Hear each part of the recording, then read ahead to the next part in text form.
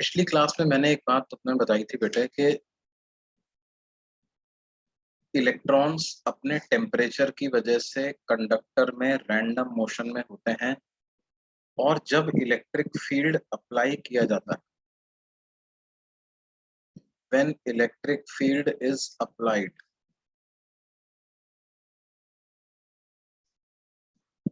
Motion of electrons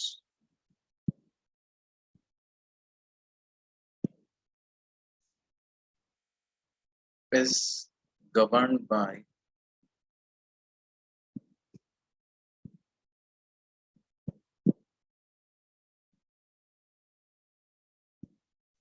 superposition of their random motion due to thermal energy and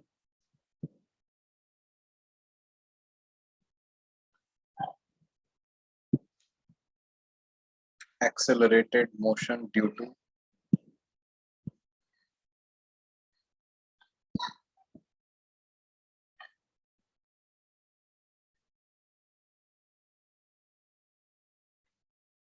applied electric field।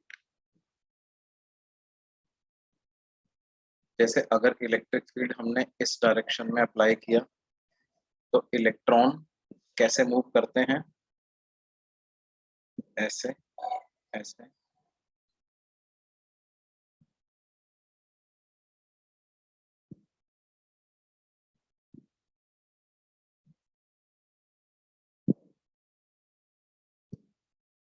तो एक किसी delta t time interval में वो धीरे धीरे आगे बढ़ते चले।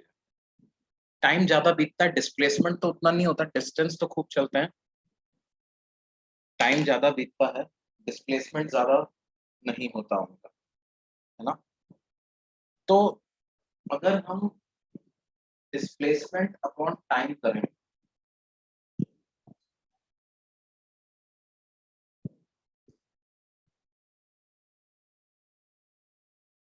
क्या करें बच्चों, डिस्प्लेसमेंट अपॉन टाइम, तो हमें एक एवरेज वेलोसिटी मिलेगी। उस एवरेज वेलोसिटी को बोलते हैं ड्रिफ्ट वेलोसिटी।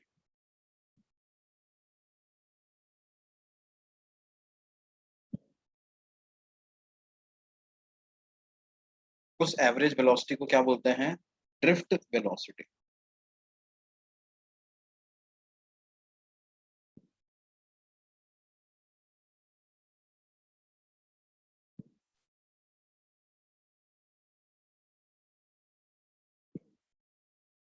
ये हुआ डिस्प्लेसमेंट,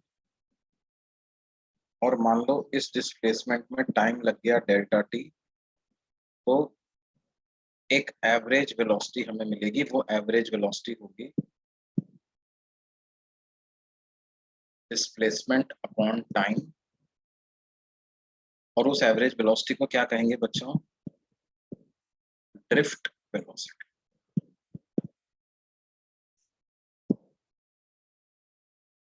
ये ड्रिफ्ट वेलोसिटी की वैल्यू कितनी आती है पता है, ये आती है ई टाउ बाई एम।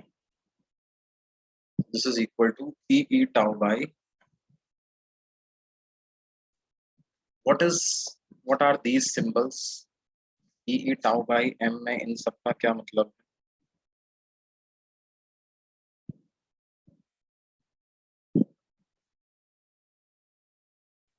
ई है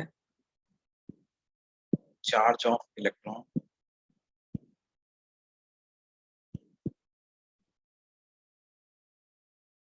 M is mass of electron,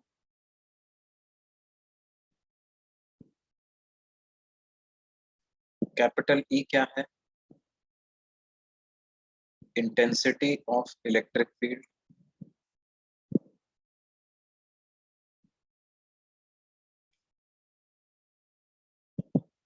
और टाउ क्या है बेटा, टाउ है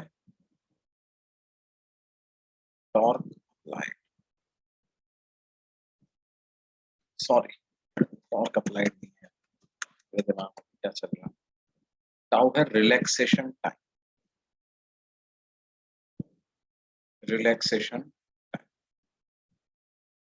रिलैक्सेशन टाइम क्या होता है बेटे, देखो ये हमने बताया था, इलेक्ट्रॉन बाकी इलेक्ट्रॉनों से और एटम से टकराते टकराते चलता है। तो टाउ क्या है? Tau is time interval between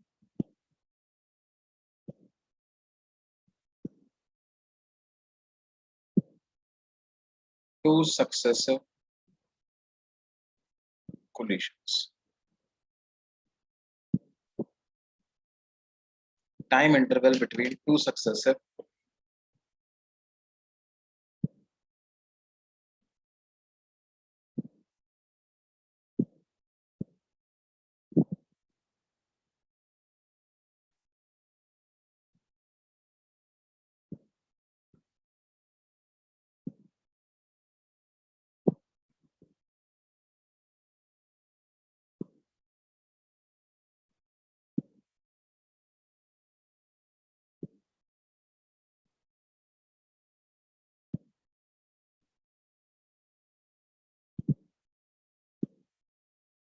इस टाइम को बोलते हैं रिलैक्सेशन टाइम। इस टाइम को क्या बोलते हैं? रिलैक्सेशन।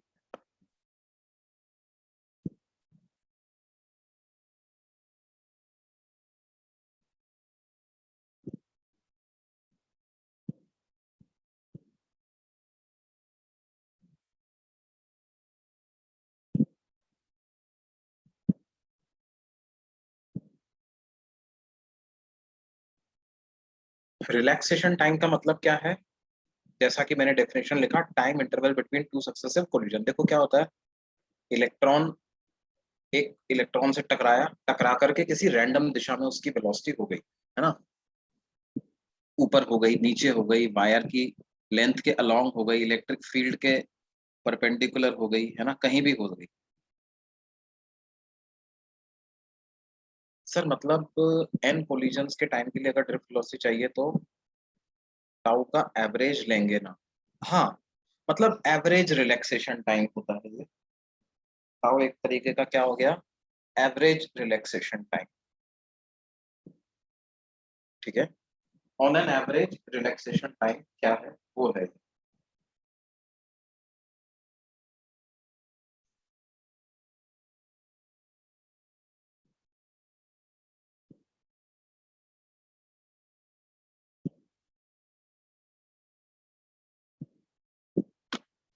और नॉर्मल केसेस में ये ड्रिफ्ट स्पीड ज्यादा नहीं आती, ये of the order of millimetre पर सेकंड होती है।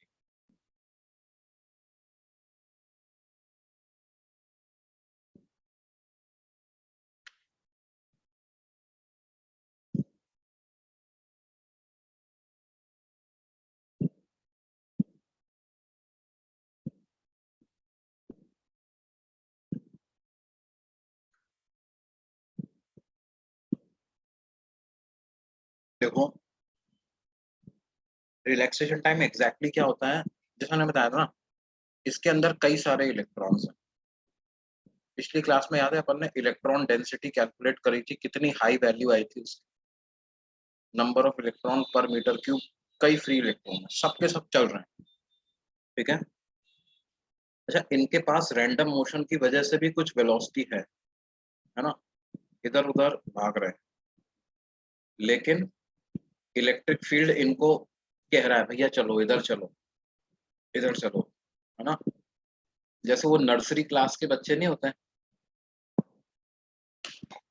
नर्सरी क्लास के बच्चे होते हैं, असेंबली में मैडम लेके जा रही होती है उनको, तो कोई इधर भाग रहा है, कोई उधर भाग रहा है, कोई मम्मी के पीछे रोते रोते भाग रहा है, मम्मी मैं घर जाना है,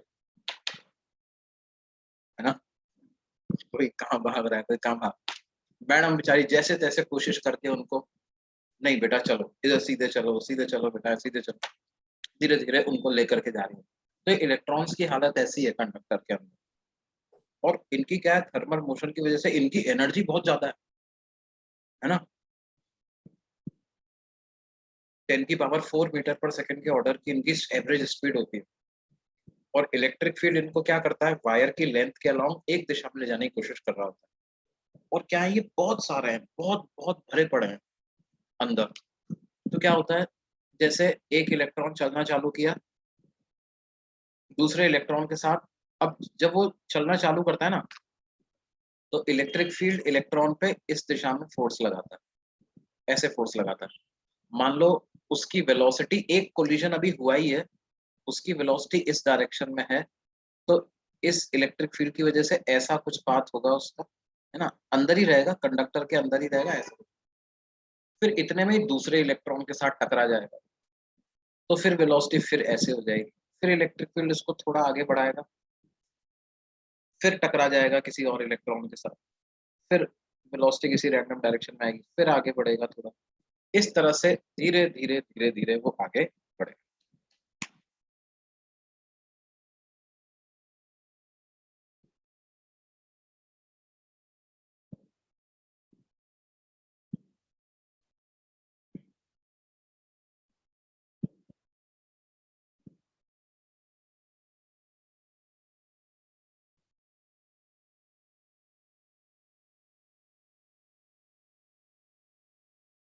तो ये जो दो टक्कर के बीच में जो जितने टाइम के लिए ये चला ना फ्रीली, तो सक्सेसिव कोलिजन्स के बीच का टाइम उसको बोलते हैं रिलैक्सेशन टाइम।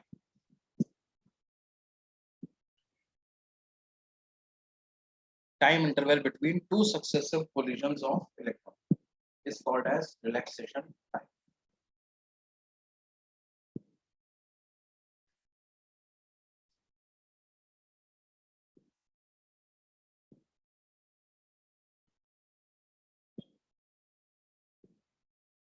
हाँ बेटा, क्या हुआ बोलो।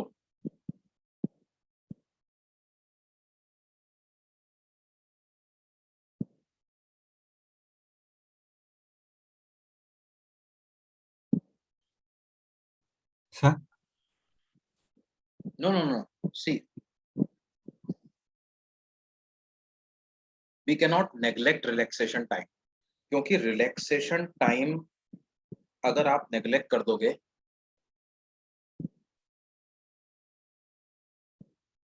तो इलेक्ट्रिक फील्ड का कोई इफेक्ट नहीं आएगा ना।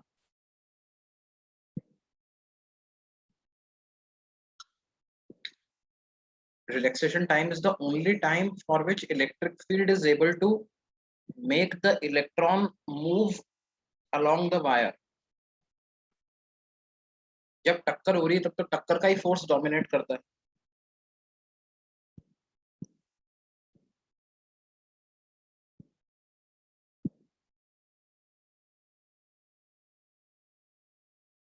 अगर आप रिलैक्सेशन टाइम को ही नेग्लेक्ट कर दोगे तो क्या होगा।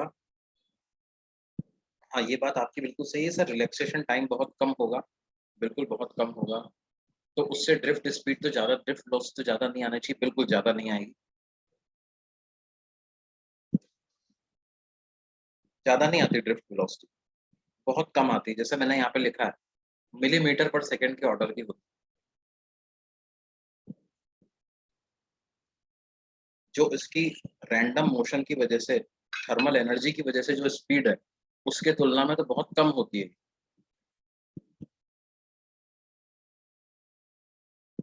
क्या होती है ड्रिफ्ट वेलोसिटी, एक बार फिर से सुन लो।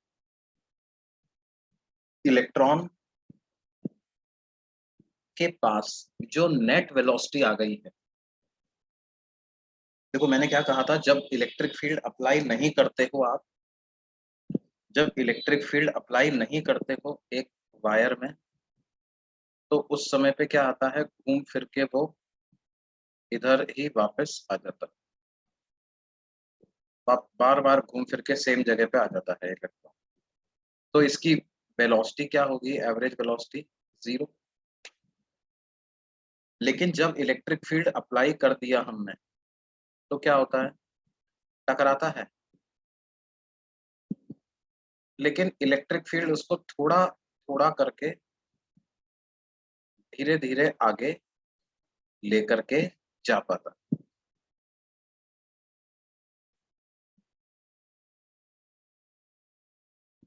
तो ये वाली जो वेलोसिटी होती है, ये वाली, इस वेलोसिटी को क्या कहते हैं, ड्रिफ्ट वेलोसिटी, है ना।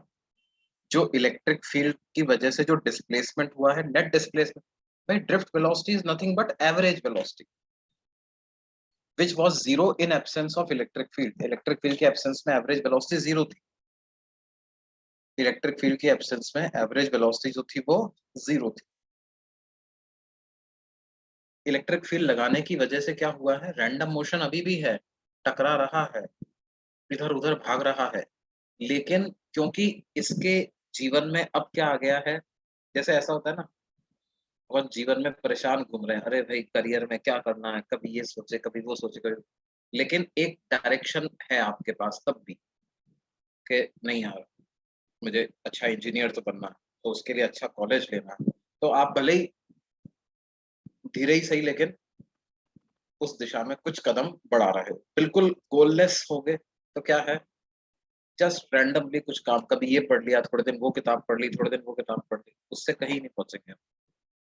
तो when you have a guide, maybe you progress slowly but you progress in certain direction, some direction gets attached to your efforts. What is average velocity? Average velocity is displacement upon time. Average velocity is displacement upon time. That is nothing but drift velocity. अच्छा तुम्हें तुम्हारी भाषा में समझाता हूँ, तुम लोग वो एनएफएस गेम वगैरह खेलते हो, कुछ लोग खेलते होंगे, need for speed. Need for speed कितने लोग खेलते हैं? कुछ लोग नहीं खेलते, कुछ लोग खेलते हैं। तो उसमें एक ड्रिफ्ट रेस होती है ना, ड्रिफ्ट रेस, ड्रिफ्ट रेस होती है कि नहीं होती? तो वो ड्रिफ्ट रेस में अपने को सबसे लंबी ड्रिफ्ट किसे, why we call it as drift? We call it as drift because हमारी कार का स्टीयरिंग तो कहीं और हमने टर्न किया हुआ होता है, लेकिन कार जा किसी और डायरेक्शन में रही होती है, पहिए कहीं और मुड़े हुए हैं, पहिए किसी और डायरेक्शन में मुड़े हुए हैं, और कार जा किसी और डायरेक्शन में रही है, वो स्लाइड करते हुए मूव कर, है ना, उसको कहते हैं ड्रिफ्ट। उसी तरह से क्या है, इलेक्ट्रॉन्स की खुद की टेंडेंसी क्या है, खुद की एनर्जी की वजह से तो वो यूं ही बस घूमते रहना चाहते हैं रैंडमली, लेकिन इलेक्ट्रिक फील्ड जबरदस्ती उनको क्या कर रहा है, वायर के अलोंग थोड़ा थोड़ा थोड़ा थोड़ा थोड़ा थोड़ा थोड़ा मूव करवा पा रहा है, despite electrons having a tendency to move nowhere because of their random motion. Electric field is able to make them displace slightly, right?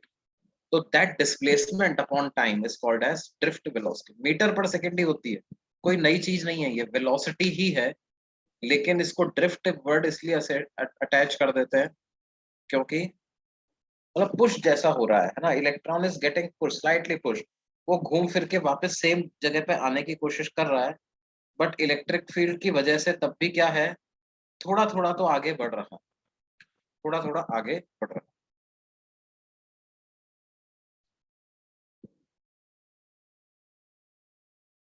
क्या ये बात समझ में आ रही है बच्चों?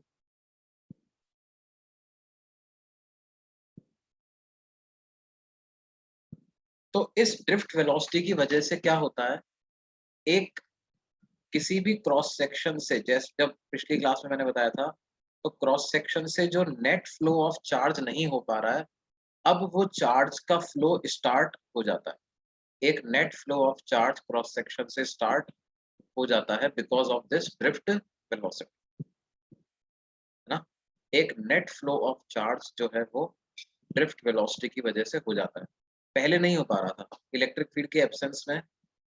why is relaxation time important? See, if there is no relaxation time, देखो आप ऐसे देखो कि एक पार्टिकल का डिस्प्लेसमेंट जब अपन लिखते हैं तो कैसे लिखते हैं, ut plus half A T square, ऐसा लिखते हैं ना, राइट? तो ये t क्या होता है, वो टाइम जिसके लिए पार्टिकल एक्सेलरेट किया, वो वाला टाइम होता है, राइट? अब यहाँ पे x, ये टाइम अगर नहीं होगा तो एक्सेलरेशन होने के बाद भी डिस्प्लेसमेंट तो जीरो ही आएगा ना। तो relaxation time is the only time in which particle is able to drift in the along the length of the wire. Electrons are able to drift along the length of the wire. वो relaxation time जितना कम मिलेगा हमको, electric field के acceleration का effect उतना ही कम आएगा. Lesser the value of relaxation time, lesser will be the displacement of electrons along the length of the wire, या opposite to the direction of electric field applied. जितना ज्यादा relaxation time आएगा उतना ही ज्यादा drift velocity भी आएगी. देखो drift velocity को ऐसे डिराइव करते हैं. ड्रिफ्ट वेलोसिटी को वैसे तो क्या लिखते हैं अपन, हमने डिस्प्लेसमेंट लिख दिया s अपॉन t, ऐसा कर देते हैं. तो एक टाउ टाइम में उसका डिस्प्लेसमेंट कैसा होगा देखो, या मान लो मैंने क्या किया, n times the relaxation time के बराबर का टाइम ले लिया. ठीक है, तो आ जाएगा ut u into n tau, इसका average plus half into acceleration. Acceleration कैसे लिखेंगे, small e into capital e, ये फोर्स आ गया, फोर्स अपॉन मास कर दिया तो एक्सेलरेशन आ गया, इंटू टाउ का स्क्वायर कर,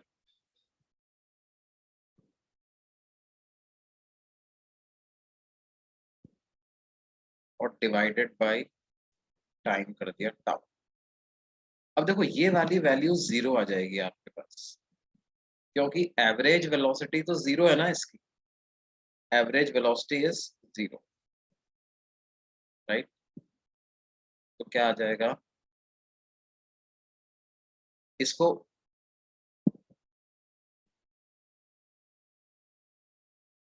आप ऐसे लिख सकते हो, कैसे, सिंपली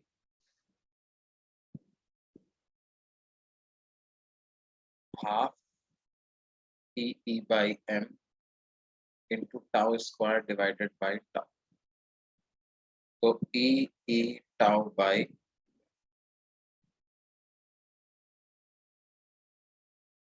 लेकिन इसमें क्या है देखो, थोड़े से और रिलेटिविस्टिक इफेक्ट वगैरह ऐड करे जाए, है ना, क्योंकि इलेक्ट्रॉन बहुत हाई स्पीड से चलने वाला पार्टिकल होता है.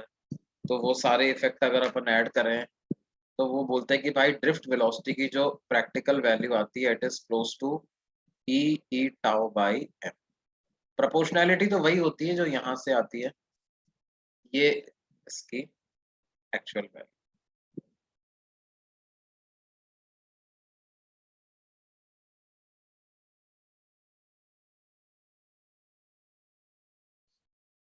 देखो ई और एम तो यूनिवर्सल कांस्टेंट हो गए, है ना, क्योंकि कंडक्टर के अंदर, फॉर कंडक्टर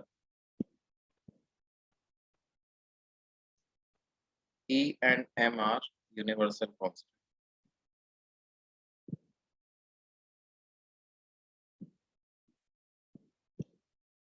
कैपिटल ई तो हो गया इलेक्ट्रिक फील्ड अप्लाइड. अच्छा, रिलैक्सेशन टाइम पे किस पे डिपेंड करता है, tau depends on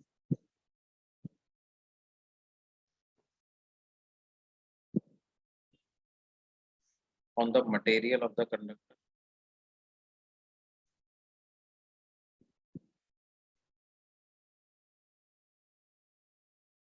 tau depends on the material of the conductor.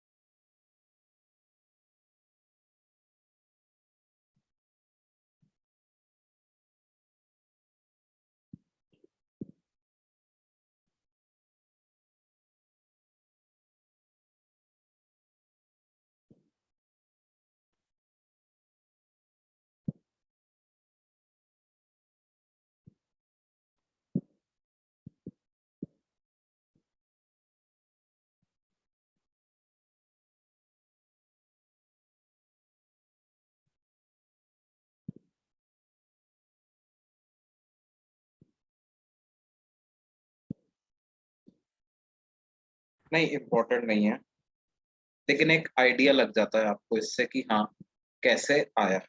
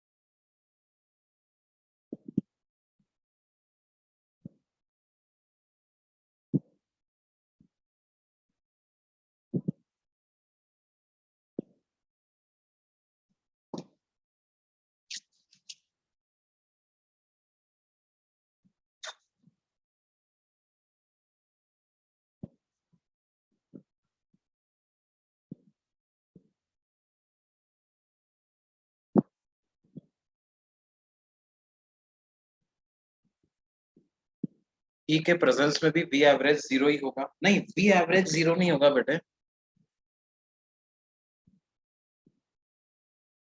ई का प्रेजेंस में वी एवरेज जीरो नहीं होगा, यू एवरेज जीरो होगा। मतलब क्या है, देखो when ever relaxation, the point is, आप ऐसे समझो कि जैसे एक कोलिजन से इलेक्ट्रॉन निपटा ही है ताजा ताजा, है ना। अब हो सकता है कि किसी कोलिजन के बाद तो ऐसा हो जाए कि इलेक्ट्रॉन के पास इस डायरेक्शन में कुछ वेलोसिटी आ जाए, या हो सकता है किसी अगले कोलिजन के बाद वेलोसिटी इस डायरेक्शन में आ जाए। फिर टाउ टाइम में, इस केस में टाउ टाइम में उसका डिस्प्लेसमेंट कितना हो जाएगा, you tau plus half a tau square. जब वेलोसिटी ऊपर आएगी तो क्या हो जाएगा, you I cap tau plus half a tau. इधर आएगी तो क्या हो जाएगा, you J cap tau plus half a tau square. Velocity left में आ जाएगी तो क्या हो जाएगी, minus you I cap tau plus half a tau square, है ना। क्या ये इन सब तरीकों से उसकी वेलोसिटी आ जाएगी? कभी नीचे हो गई तो उसका डिस्प्लेसमेंट कितना हो जाएगा? सर एक्सेलरेशन सब जगह सेम नहीं होगा ना। नहीं, एक्सेलरेशन तो सेम होगा बेटे, एक्सेलरेशन सब जगह सेम होगा। एक्सेलरेशन सब जगह सेम क्यों नहीं होगा बेटे? तो अब आप इन सारे डिस्प्लेसमेंट्स को ऐड करके जब टोटल डिस्प्लेसमेंट निकालोगे तो ये वाली जो टर्म्स हैं इनका इफेक्ट तो कैंसिल हो जाएगा। तो for a large interval of time, नहीं ये ई वाला केस है ना, ये ई वाला ही तो केस है।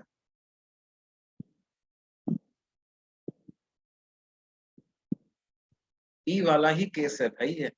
अगर ई नहीं होगा तो एक्सेलरेशन कहाँ से आएगा बेटे?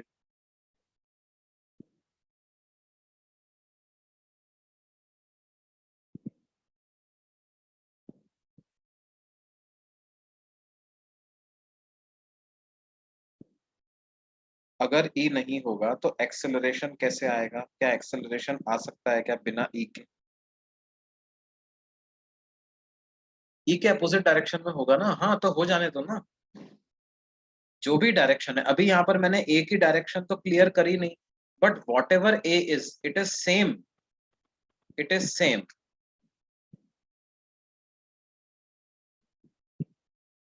ये क्या है, आप एक पहले कोलिजन के बाद का डिस्प्लेसमेंट, ये दूसरे कोलिजन के बाद जो टाउ टाइम बीता है उसमें डिस्प्लेसमेंट, ये तीसरे कोलिजन के बाद जो टाउ टाइम बीता है उसमें डिस्प्लेसमेंट, ये चौथे कोलिजन के बाद जो टाउ टाउ टाइम बीता है उसमें डिस्प्लेसमेंट।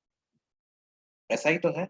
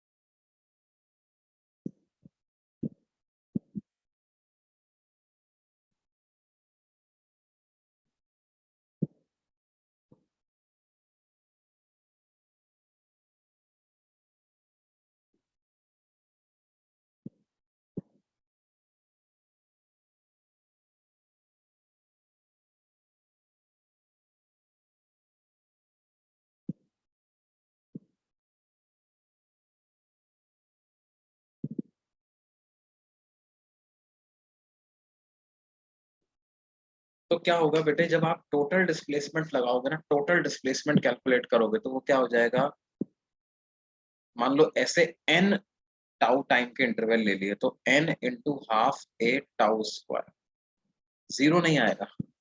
ये सब तो सेम डायरेक्शन में है ना बेटे, all these terms will get added, n into half a tau square divided by total time है n टाउ, तो n टाउ से n टाउ कैंसिल हो जाएगा, और a को हम लिख देंगे e by m। U average की बात जीरो, हाँ ये वाला, ये फर्स्ट टर्म वाले की वजह से डिस्प्लेसमेंट जीरो आ जाए, ठीक है। लेकिन एक्चुअल में देखो, ये हमने कैलकुलेशन क्या है, बिल्कुल एग्जैक्ट कैलकुलेशन नहीं करी है। वो एग्जैक्ट कैलकुलेशन के लिए थोड़ा सा रिलेटिविस्टिक मैकेनिक्स, थोड़ा क्वांटम मैकेनिक्स, इन सब की जरूरत होती है, ठीक है। तो वो एग्जैक्ट कैलकुलेशन करने पर ड्रिफ्ट वेलोसिटी की क्या वैल्यू आ जाती है, ई टाउ बाई एम आ जाती है। प्रोपोर्शनैलिटी वही रहती है, बस आप ये मान के चलो कि ये हाफ का फैक्टर चला जाता है, इतनी ड्रिफ्ट वेलोसिटी आ जाती है, ठीक है।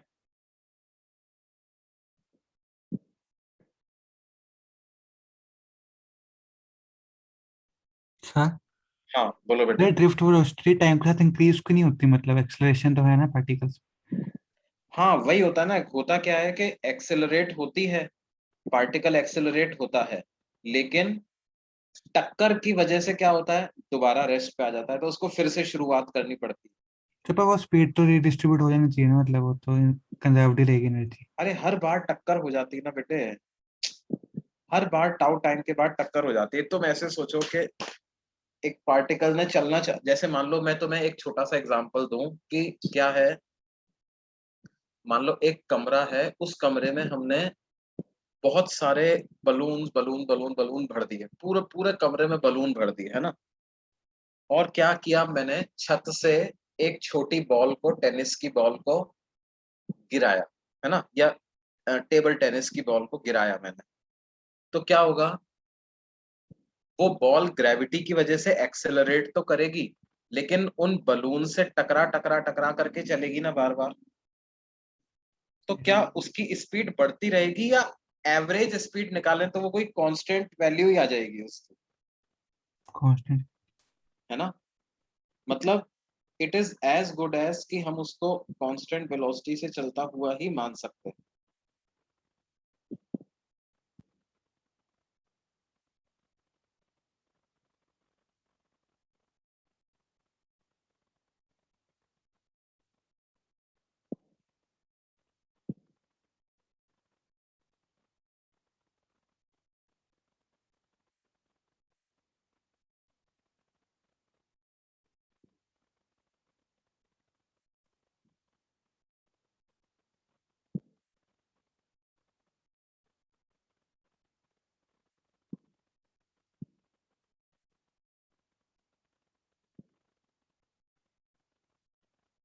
ये बात समझ में आती है बेटे।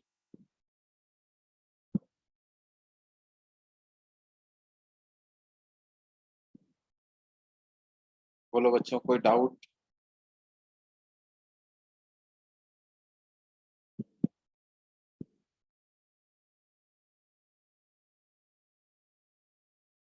ड्रिफ्ट वेलोसिटी क्या क्लियर हो गया आप सबको, लंबे डिस्कशन के बाद आई थिंक अब थोड़ा लोगों को क्लियर होने हुआ।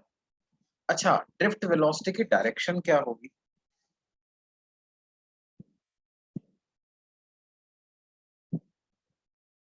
डायरेक्शन ऑफ ड्रिफ्ट वेलोसिटी क्या होगी।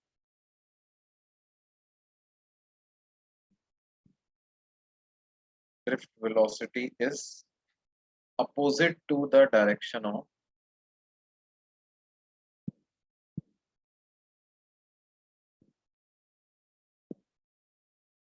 of vector, है ना। क्योंकि इलेक्ट्रॉन नेगेटिवली चार्ज पार्टिकल है, तो उस पर फोर्स इलेक्ट्रिक फील्ड के अपोजिट डायरेक्शन में लगेगा, है ना। उस पर फोर्स किधर लगेगा, इलेक्ट्रिक फील्ड के अपोजिट डायरेक्शन में, तो जिस डायरेक्शन में फोर्स लगेगा उसी डायरेक्शन में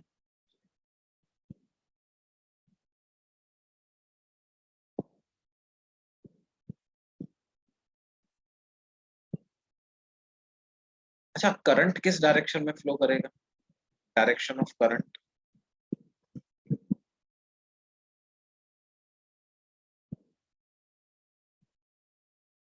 positive current in a conducting wire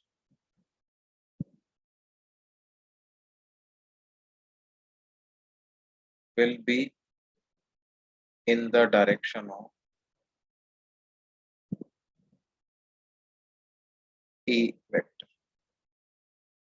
Direction of positive current in a conducting wire will be in the direction of E vector.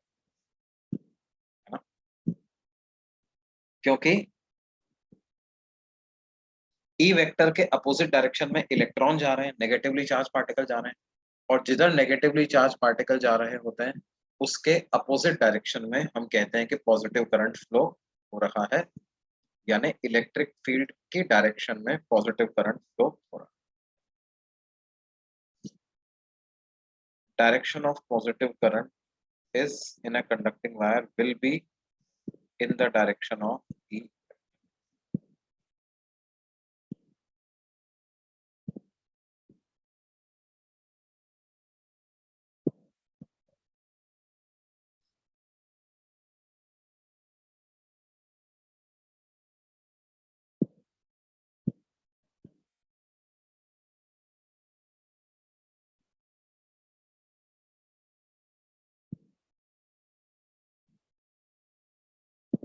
क्या ये बात समझ में आती है बच्चों?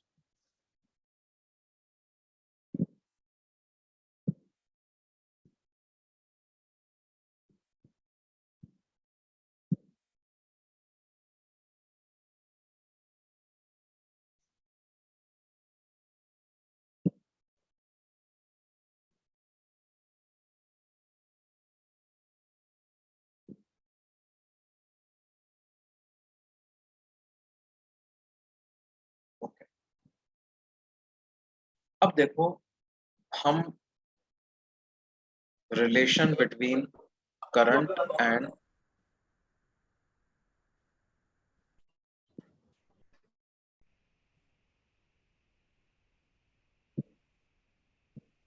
Drift velocity. हाँ बोलो बच्चों, क्या बोल रहे हो? लास्ट पेज दिखाओ ना, एक मिनट। हाँ यार, इतनी देर से लास्ट पेज पे ही तो है। चलो नोट कर लो, कर लो।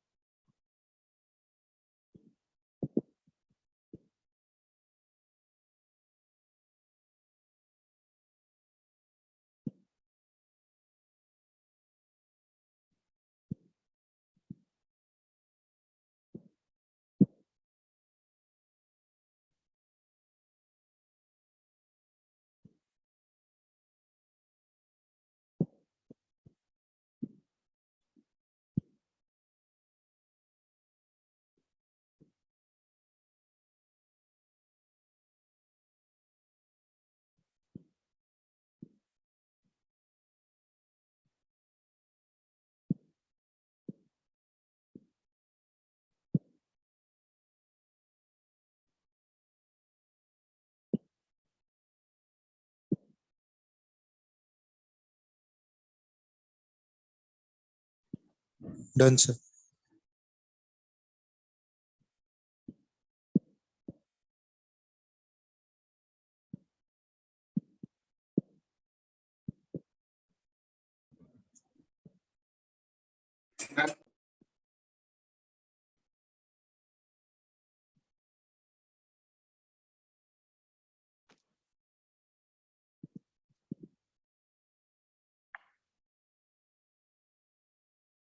ओके बच्चों, relation between current and drift velocity. इसके पहले मैं आपको एक चीज और बता दूं जो यहाँ बताते बताते रह गया था, कि tau depends on the material of the conductor and on the temperature.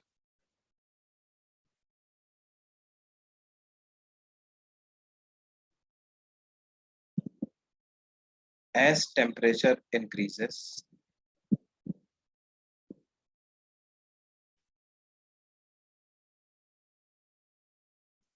current decrease, relaxation time decrease.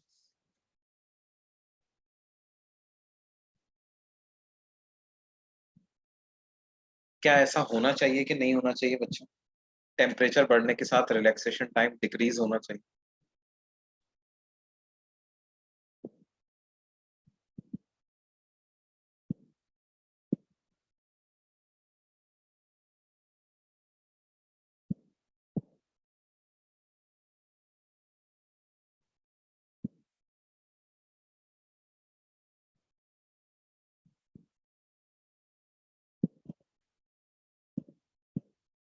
होना चाहिए, है ना।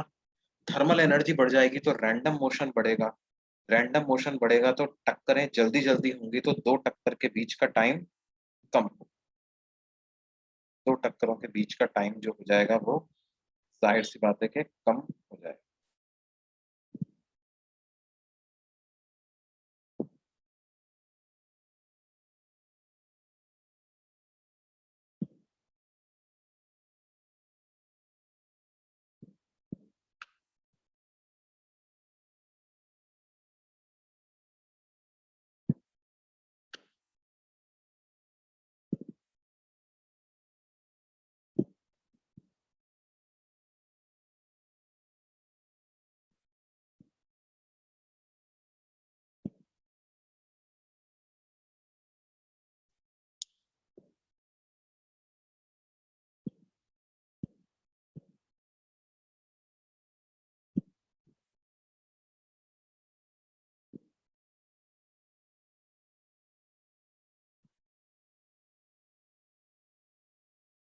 तो क्या होगा, जैसे जैसे टेम्परेचर बढ़ेगा टाउ की वैल्यू कम होगी, ये बात याद रखनी है।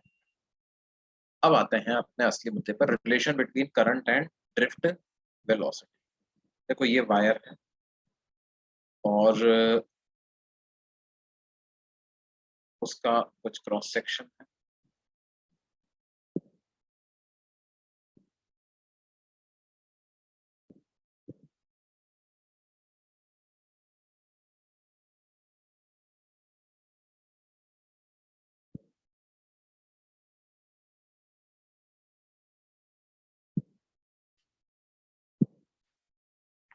अब देखो क्या है, हम ये देखना चाहते हैं कि कोई भी क्रॉस सेक्शन इस वायर का है तो उसमें कितना चार्ज पर सेकंड फ्लो कर जाता है, ठीक है, कितना चार्ज पर सेकंड फ्लो कर जाता है। मान लो आपने इलेक्ट्रिक फील्ड अप्लाई किया, वो कुछ इस डायरेक्शन में अप्लाई कर, इस डायरेक्शन में आपने इलेक्ट्रिक फील्ड अप्लाई कर दिया, तो हमें पता है कि इलेक्ट्रॉन ऐसे जाने लग जाएंगे, electron will start moving in this direction.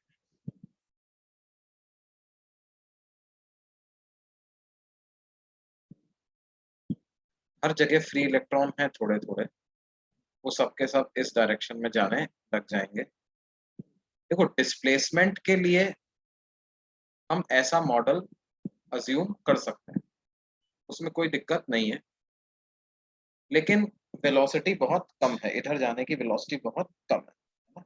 ये हमें समझ। अब देखो क्या होगा, हमें ये पता है कि नंबर ऑफ इलेक्ट्रॉन्स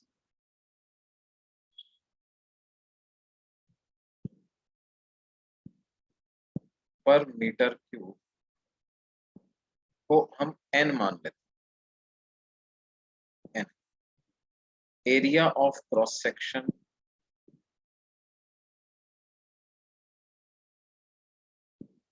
को a मान लेते हैं, ड्रिफ्ट वेलोसिटी को vd लिख दो, vd, ठीक है। तो क्या होगा बेटे, अगर मैं if I consider a time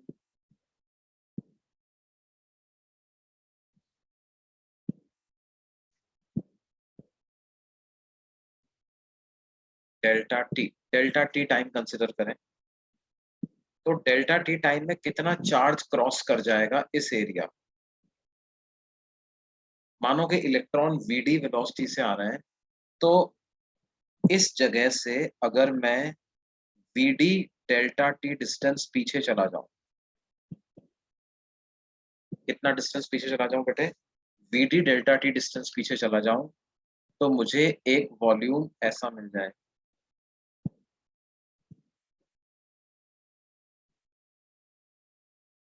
VD delta T distance चल जाऊं तो ये वाला पूरा वॉल्यूम मिल जाएगा।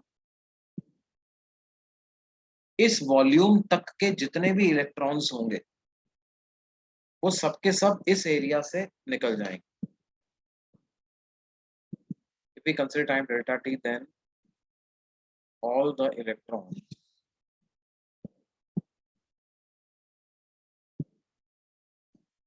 in the volume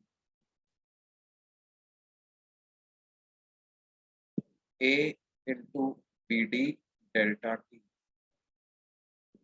will pass through this cross section.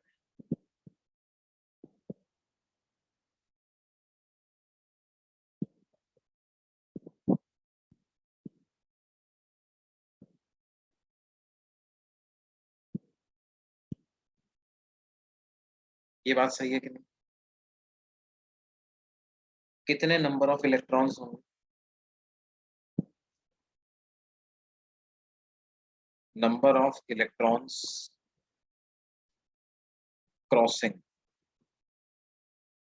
Will be, 1 metre cube में n इलेक्ट्रॉन है, तो इतने वॉल्यूम में कितने इलेक्ट्रॉन है?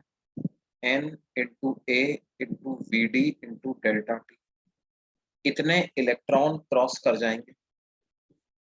हर इलेक्ट्रॉन का चार्ज E है, तो charge that flows through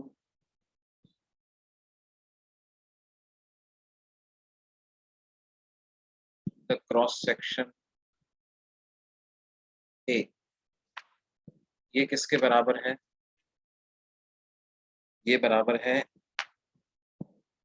E into n into a into v d into delta.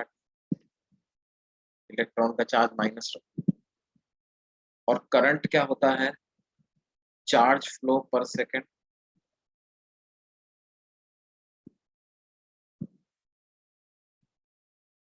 तो डेल्टा टी टाइम में इतना चार्ज फ्लो हुआ, तो 1 सेकेंड में कितना चार्ज फ्लो होगा? Minus e n a v d delta t upon delta t. तो ये कैंसिल कर, है ना, माइनस एन ए ई वी डी। इतना करंट फ्लो कर रहा है किस डायरेक्शन में? इतना करंट फ्लो कर रहा है किस डायरेक्शन में फ्लो कर रहा है? लेफ्ट की तरफ, है ना। इतना चार्ज पर सेकंड फ्लो कर रहा है। या अगर मेरे को लिखना है कि इलेक्ट्रिक फील्ड की डायरेक्शन में कितना करंट फ्लो कर रहा है, तो वो क्या लिख सकता हूँ?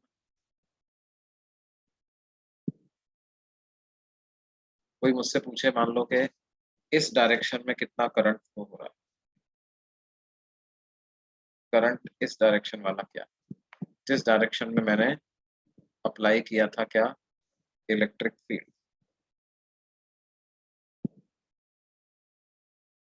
तो वो पॉजिटिव आ जाएगा कि नहीं आ जाएगा? वो पॉजिटिव आ जाएगा एन ए ई बी डी, एन ए ई, है ना। करंट को ड्रिफ्ट वेलोसिटी के टर्म्स में इस तरह से एक्सप्रेस किया जा सकता है, I is equal to NAEVD. This is a very important formula. कई क्वेश्चंस इस फॉर्मूले पर छोटे छोटे तो बनते ही, आगे भी काम आता है। I equal to NAEVD.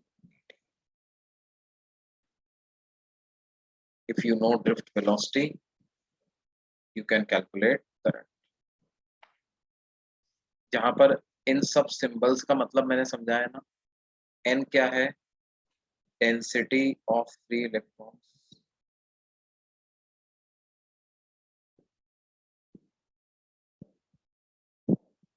is area of cross section,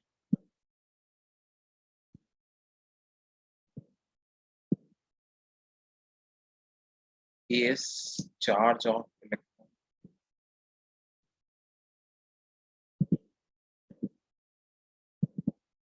Positive magnitude of charge of electron.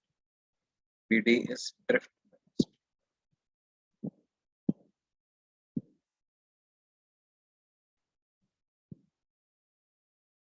Last page देखना.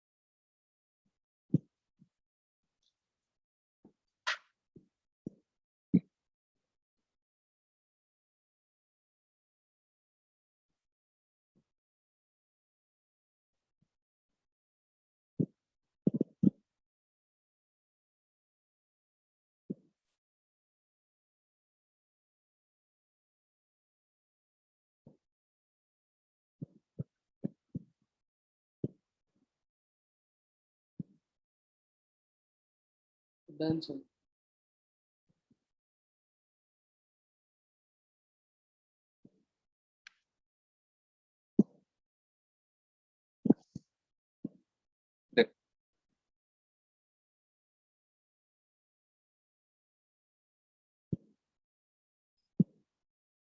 अच्छा, अब हम क्या करें, देखो Vd की वैल्यू भी सब्स्टिट्यूट कर देते हैं.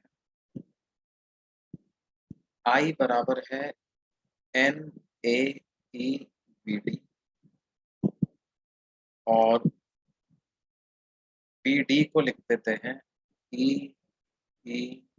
Tau divided by m. तो I आ गया NE square tau by m. NE square tau by m into A into, ठीक है.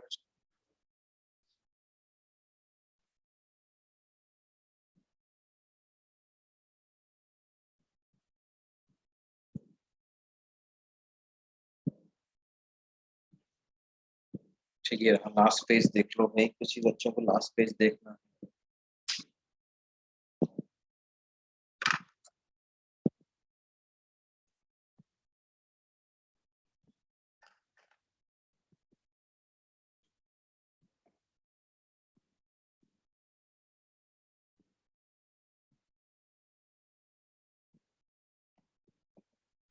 नो नो नो, ई मतलब magnitude of charge on electron, है ना. मैग्नीट्यूड रखना है, ये नेगेटिव नहीं आएगा, ये पॉजिटिव ही आएगा. ये मैग्नीट्यूड लगा रखा है ना, मैग्नीट्यूड रखना.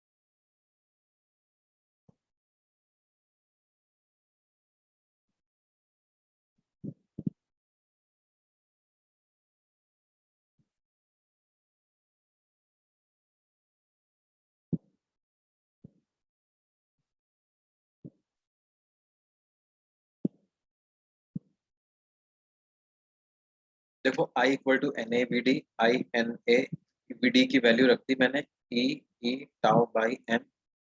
ये आ गया Na square tau A by. अब बात क्या है,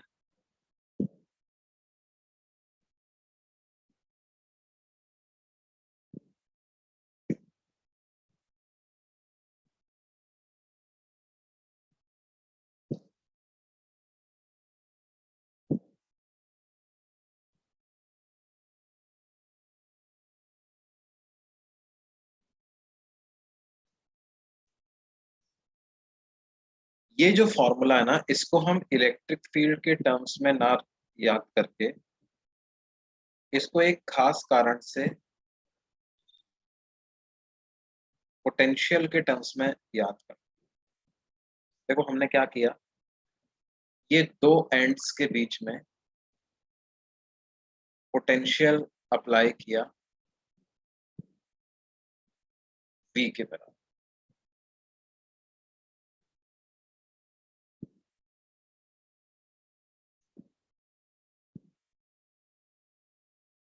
इलेक्ट्रिक फील्ड यदि इस डायरेक्शन में है, इसका मतलब ये एंड हाई पोटेंशियल पे होना चाहिए, ये एंड लो पोटेंशियल पे होना चाहिए।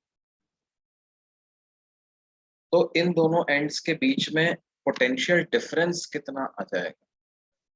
अगर ये लेंथ L है तो मान लो ये A एंड है, ये B एंड है, BA माइनस BB को मैं V बोल रहा हूँ, तो क्या V को E इंटू L ऐसा लिख सकते हैं?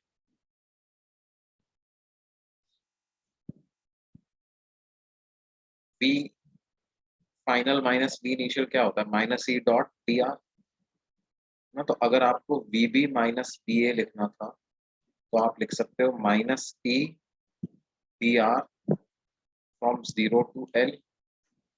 तो BB माइनस BA आ जाएगा माइनस E इंटू L, या BA माइनस BB की वैल्यू आ जाएगी E इंटू L। तो E को हम V बाई L लिख सकते हैं।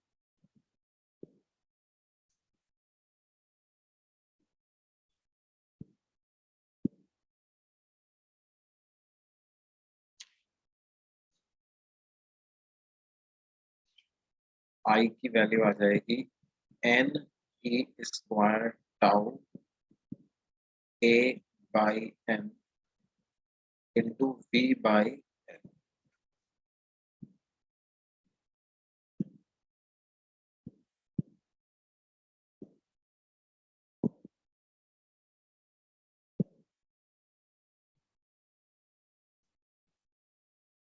ठीक है बच्चों,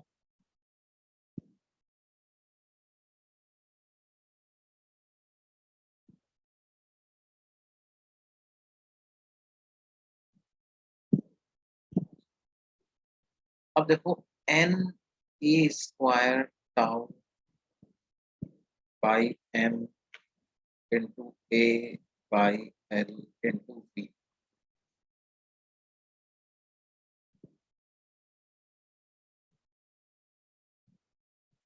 अब N जो है वो कंडक्टर की प्रॉपर्टी है, E इलेक्ट्रॉन का चार्ज है, universal constant, M universal constant, tau conductor और टेम्परेचर की प्रॉपर्टी है, A कंडक्टर का एरिया, L कंडक्टर की लेंथ। तो ये पूरा का पूरी क्वांटिटी तो is it constant for a given conductor at a given temperature?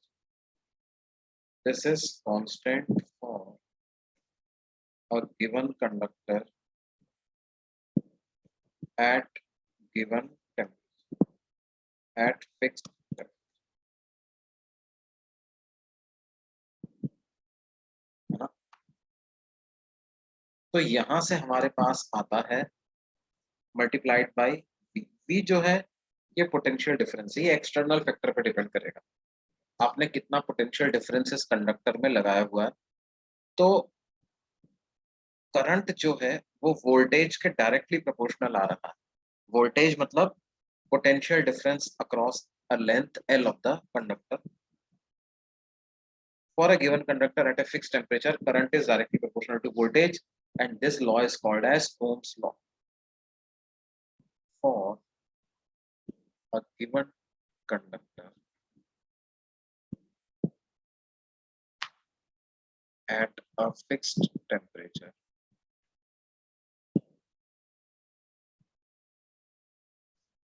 current is directly proportional to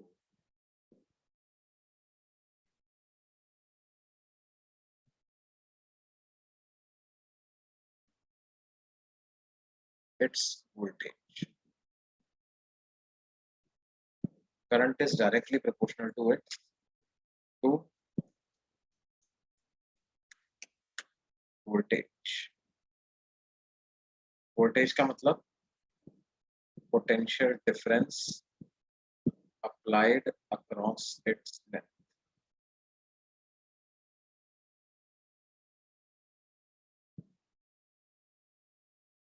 For a given conductor at a fixed temperature, current is directly proportional to voltage or potential difference applied across its length.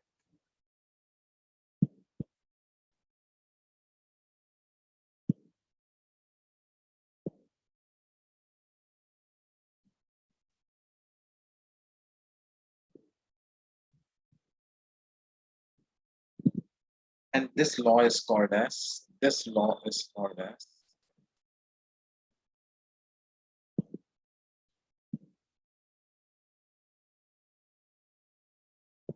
Ohm's.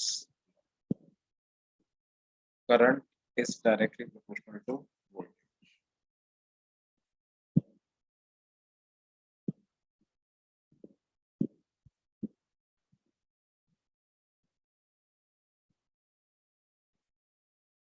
और जो constant of proportionality यहाँ पे आएगा ना,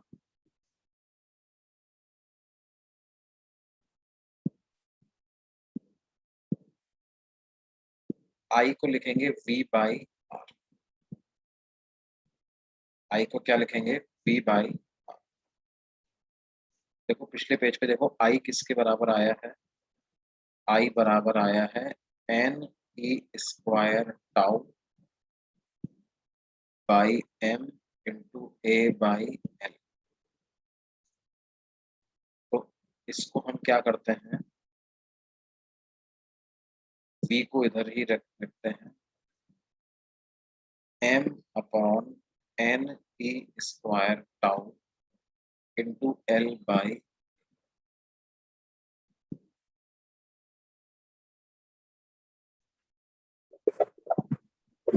ये जो quantity है, ये पूरा क्या है, एक गिवन कंडक्टर के लिए at a fix temperature constant. इसको नाम दे देते हैं रेजिस्टेंस।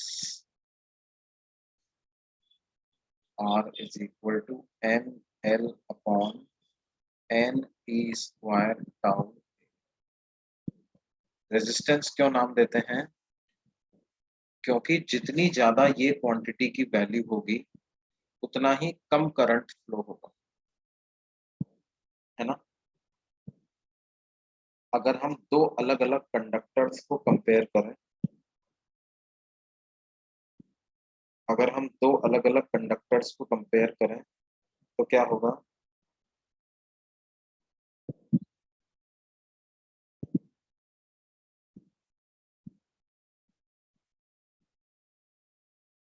जिसके लिए ये वैल्यू ज्यादा होगी उसके लिए सेम वोल्टेज पे करंट कम फ्लो करेगा। सेम वोल्टेज पर उसके लिए करंट जो होगा वो कम फ्लो करेगा। इसको नाम देते हैं रेजिस्टेंस।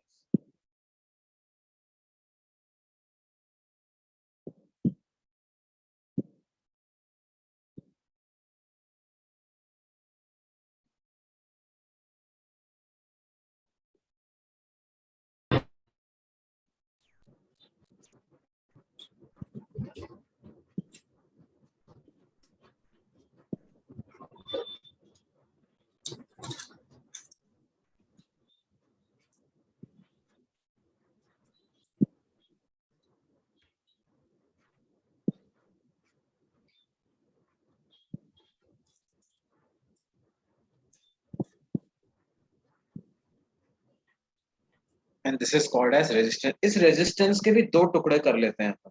जो R जो है वो m l upon n e square tau A आया है ना, उसमें से भी ये वाला जो पार्ट है इसको बोल देते हैं, रो सिंबल से इसको रिप्रेजेंट कर देते हैं, और रेजिस्टेंस को लिख देते हैं रो एल बाई ए। मतलब एल और ए तो क्या हो गए, ज्योमेट्रिकल पैरामीटर हो गए, है ना। एल और ए तो क्या हो गए, ज्योमेट्रिकल पैरामीटर हो गए। जो सिर्फ मटेरियल और टेम्परेचर पे डिपेंड करने वाला कांस्टेंट है रो, उसको नाम दे देते हैं resistivity.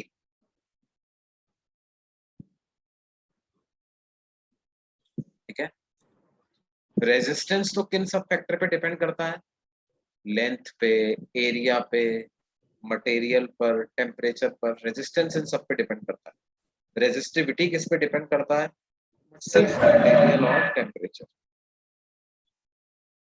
Only on material and temperature.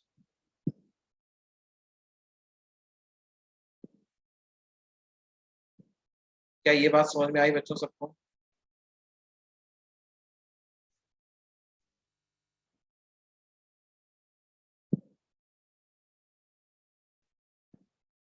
Yes, sir.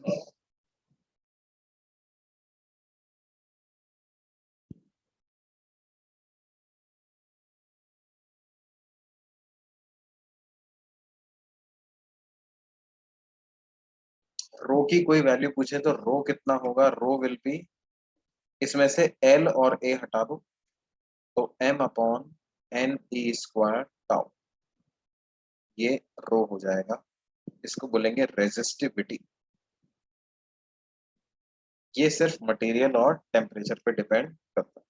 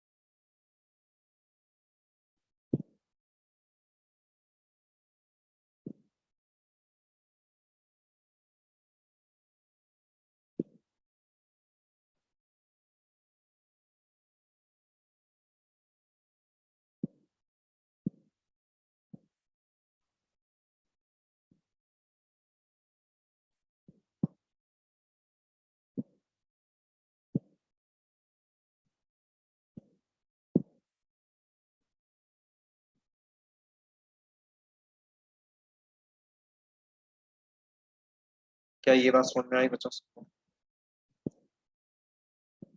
Last screen देखना।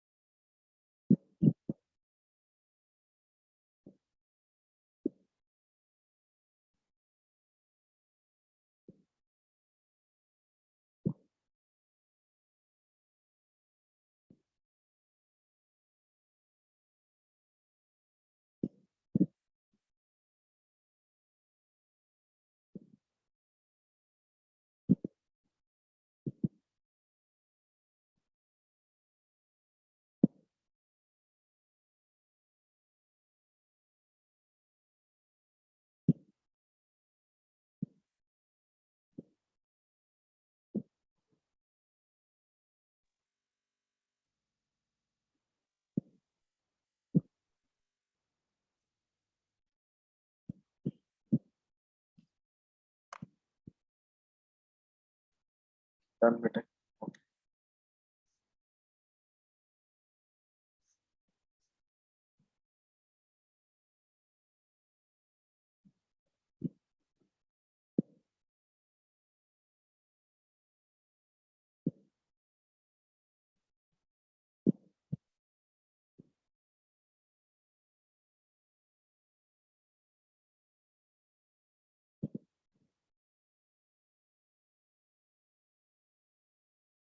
तो ये जो है, मैंने जो यहाँ पे लिखा है, ये पूरा स्टेटमेंट ऑफ ओम्स लॉ है। For a given conductor at a fixed temperature, current is directly proportional to voltage potential difference applied across its length. This law is called as Ohm's law, है ना? Resistance को हम rho L by ए लिख लेते हैं, और रो बराबर होता है किसके? M upon n e square tau, m upon n e square tau. R किस किस पे डिपेंड करेगा? depends on material of conductor, temperature of conductor,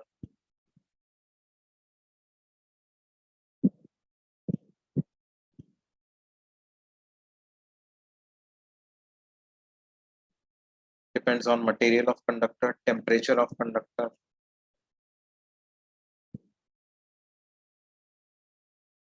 length of conductor,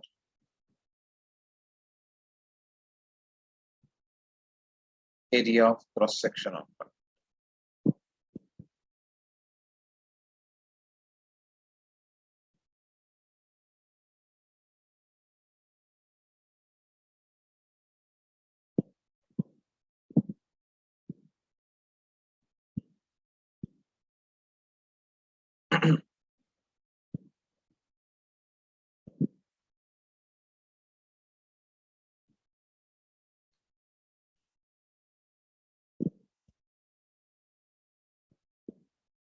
Material of conductor, temperature of conductor, length of conductor, area of cross section. Resistivity किस किस पे depend करेगी? रो is resistivity. अच्छा, are की पहले एसआई यूनिट देख लेते हैं. एसआई यूनिट ऑफ आर क्या है?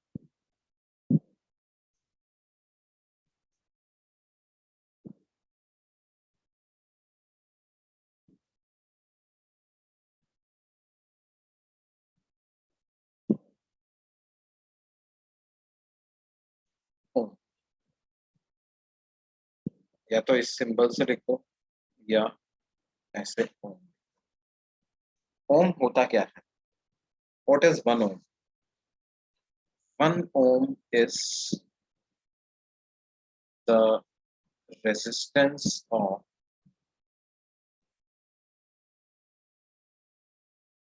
a wire in which on application of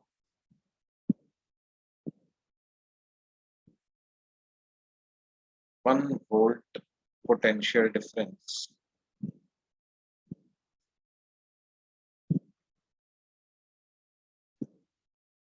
a current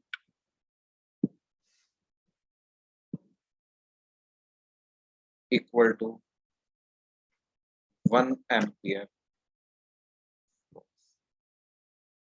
एक ऐसे वायर के रेजिस्टेंस को 1 ओम बोलते हैं जिसमें अगर 1 वोल्ट पोटेंशियल डिफरेंस लगाने पर 1 एम्पियर करंट फ्लो करने लग जाए तो उस ऐसे वायर के रेजिस्टेंस को बोलते हैं 1 ओम. आई बराबर होता है किसके? V by r. This is ohm's law. या आर को लिख सकते हो V अपॉन आई.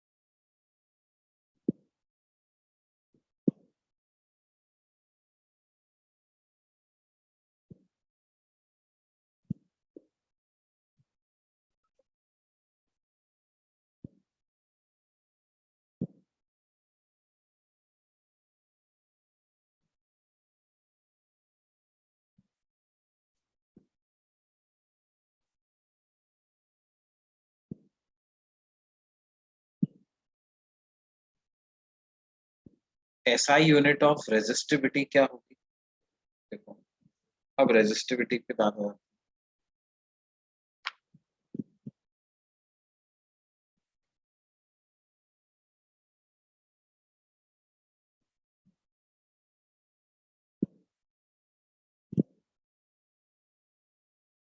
देखो, रेजिस्टिविटी की क्या वैल्यू देखी थी हमने? M upon N E square tau. या R के टर्म्स में लिखें तो R बराबर होता है रो L बाई A के. रो को लिख देते हैं RA/L। तो ये है ओम, ये है मीटर स्क्वायर, लेंथ है मीटर, तो SI यूनिट ऑफ रेजिस्टिविटी होगी, resistivity is ohm metre.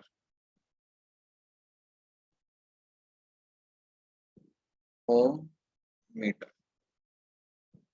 SI unit of resistivity is ohm metre.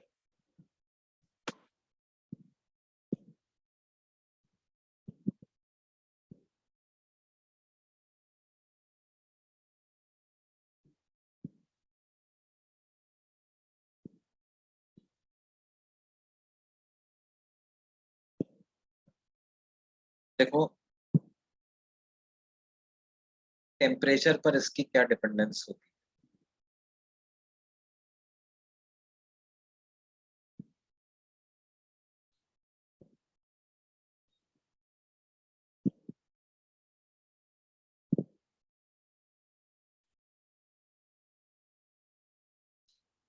As temperature increases, relaxation time decreases, resistivity increases, resistance increases.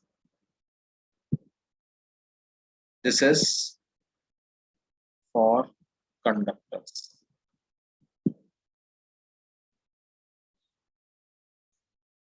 For conductors,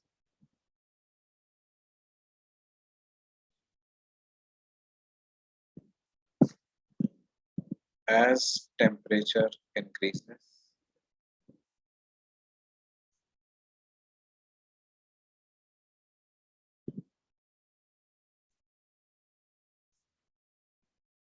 resistance and resistivity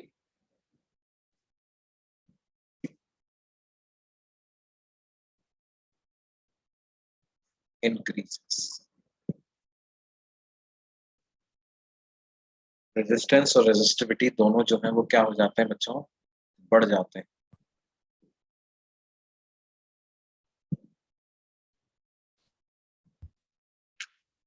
और किस तरह से बढ़ते हैं देखो, dr/r को हम लिख देते हैं अल्फा dt। dr/r को क्या लिख देते हैं, अल्फा dt। अल्फा को बोलते हैं टेम्परेचर कोफिशिएंट ऑफ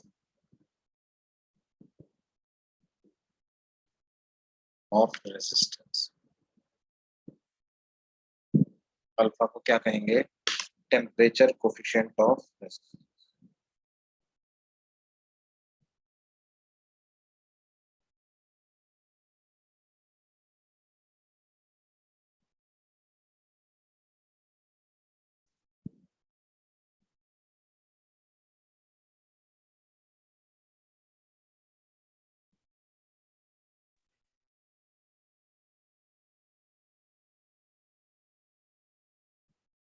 सर आप लास्ट पेज दिखा सकते हो?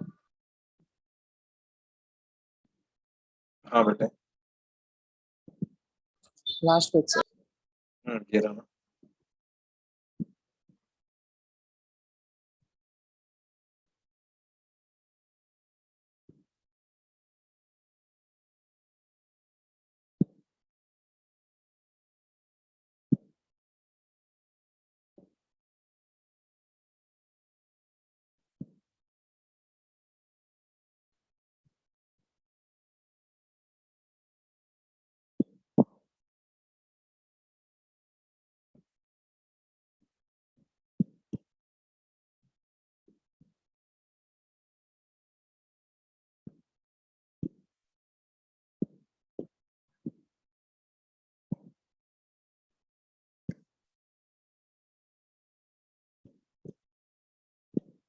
हो गया बच्चा।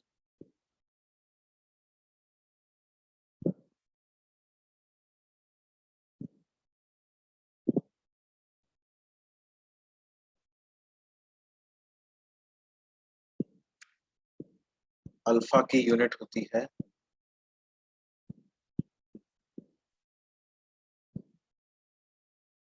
Degree Celsius inverse.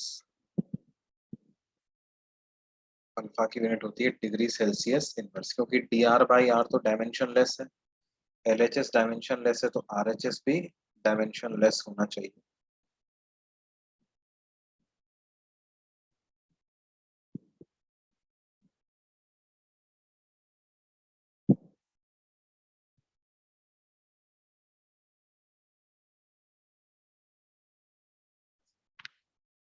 ठीक है बच्चों, बाकी फिर हम अगली क्लास में इसको कंटिन्यू करेंगे। आज के लिए इतना ही पढ़ते हैं, बाकी हम अगली क्लास में इसको कंटिन्यू करते हैं। Okay, sir. See you all in the next lecture.